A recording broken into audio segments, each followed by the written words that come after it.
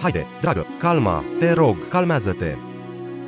Aceasta este limita, Moise. E ca și cum ai fi acolo ca să ne umilești. Un bărbat are un oarecare respect de sine. Are oarecare onoare. Ai plecat de dimineață și acum e seară. Întoarce-te acasă, imediat. Altfel, aș vorbi cu tatăl tău. Mamă, nu pot lăsa problema asta și să mă întorc.